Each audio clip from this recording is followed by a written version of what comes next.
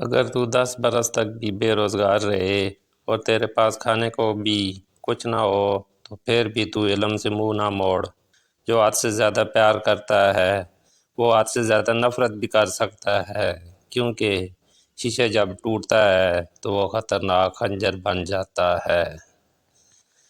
زہر دکانوں پر نقدی اور زبانوں پر اصلی ملتا ہے۔ زیادہ کی آواز حاصل شدہ کا لطف نہیں لینے دیتی۔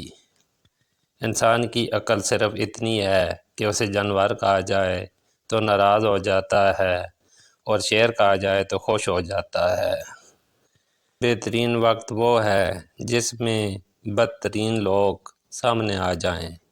پتھر میں ایک نقص ہے کہ وہ کبھی پگھلتا نہیں، لیکن پتھر میں ایک خوبی یہ بھی ہے کہ وہ کبھی بدلتا نہیں۔ خوش فہمیوں کے سلسلے اتنے دراز ہیں کہ ہر اینٹ سوچتی ہے کہ دیوار مجھ سے ہے۔ جب چاقو، خنجر، تیر اور تلوار آپس میں پوچھتے ہیں کہ گہرا زخم کون دیتا ہے تو الفاظ پیچھے بیٹھ کر مسکراتے ہیں۔ اللہ جب بہترین سے نوازتا ہے تو پہلے آزمائش سے گزارتا ہے۔ رشتوں کو ایسی خوبی سے نبھائیں جیسے شہد کی مکھی پھولوں سے رس بھی لے لیتی ہے اور ان کا نقصان بھی نہیں کرتی۔ زندگی کتنی عجیب ہے، ہر انسان دنیا کی قید سے رہائی مانگتا ہے اور رہا ہونے سے ڈرتا ہے۔ حسد دراصل خود اعتمادی کی کمی کا نام ہے۔ زخم چھپانے کا ہنر سیکھو، ورنہ یہاں ہر دوسرا انسان ہاتھ میں نمک لیے پھرتا ہے۔ انسان سب کچھ بھول سکتا ہے سوائے ان لمحوں کے جب اسے اپنوں کو ضرورت تھی اور وہ دستیاب نہ تھے۔ دستک کا تسلسل مانگنے والی کی شدت کو ظاہر کرتا ہے۔ ہمارا تعلق اس نابینا معاشرے سے ہے جہاں اداسی کا یقین دلانے کے لیے آنسو بہانے پڑتے ہیں اور بیماری کا یقین دلانے کے لیے مرنا پڑتا ہے۔ فقیر کی بھوک صرف اس کی جان کھا لیتی ہے، جبکہ سلطان کی بھوک ملک و ملت کھا جاتی ہے۔ کچھ لوگ آپ سے صرف اتنی محبت کرتے ہیں جتنا وہ آپ کو استعمال کر سکتے ہیں۔ جہاں ان کا مفاد ختم وہاں ان کی محبت بھی ختم۔ دولت حیثیت بدل سکتی ہے، اوقات نہیں۔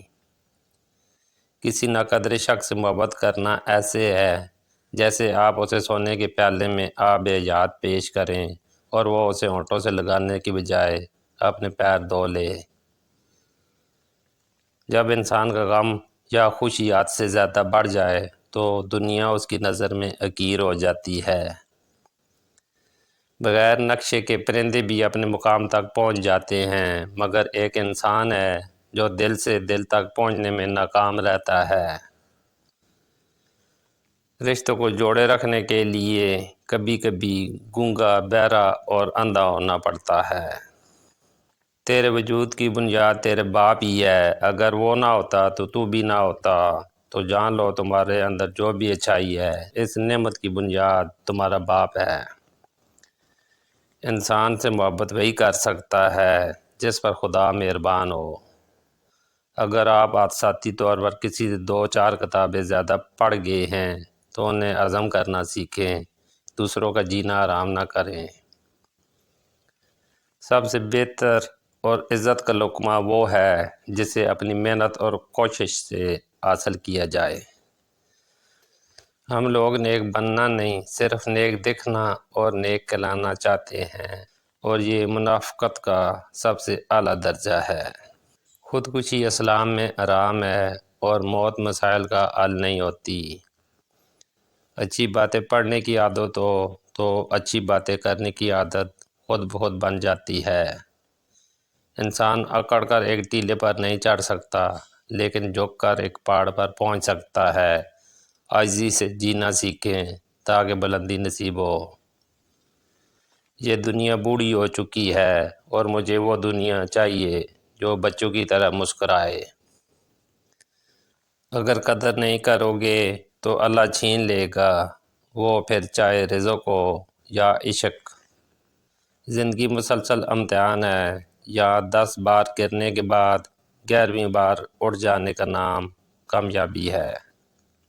بہترین زندگی جینے کے لیے اس حقیقت کو تسلیم کرنا پڑتا ہے کہ سب کو سب کچھ نہیں مل سکتا۔ خدا کے ہاں مقام صرف دل کی کیفیت کا ہے۔ اللہ اور انسان کا تعلق الف سے ہے۔ یہ ایک سیدھی لکیر جیسا تعلق ہے جس کے ایک سرے پر اللہ ہے اور دوسرے سرے پر بندہ ہے۔ پریشان نہ ہوں، اللہ بھی وہی دروازہ کھولتا ہے جس کی چابی آپ کے پاس نہیں ہوتی۔ جب دولت قریب آنے لگتی ہے تو 2 چیزیں ظاہر ہونا شروع ہو جاتی ہیں، ایک دروازے پر سائل اور دوسرا خواب میں دولت نظر آنے لگتی ہے۔ مرد کی فطرت ہے، اسے مکمل مل جانے والی چیز سے اکتاہٹ ہونے لگتی ہے۔ انسان دنیا میں بہت سے برے کام مختلف قسم کے خوف کی وجہ سے کرتا ہے۔ اگر خدا کی مدد پر یقین کا عمل ہو جائے تو انسان برائیوں سے بچ سکتا ہے۔ خواہشات سوئے ہوئے کتے کی طرح ہیں، ان کے اندر خیر و شر پوشیدہ ہے۔ اچھا بولنے سے پہلے اچھا سننا ضروری ہے۔ ایک انسان کو پہلے اچھا سننا چاہیے اور اسی سے بولنے کا فن سیکھنا چاہیے۔ روٹی کا خشک ٹکڑا اور یا رزاق لکھ کر جیب میں رکھا کرو، بہت جلد دولت مند بن جاؤ گے۔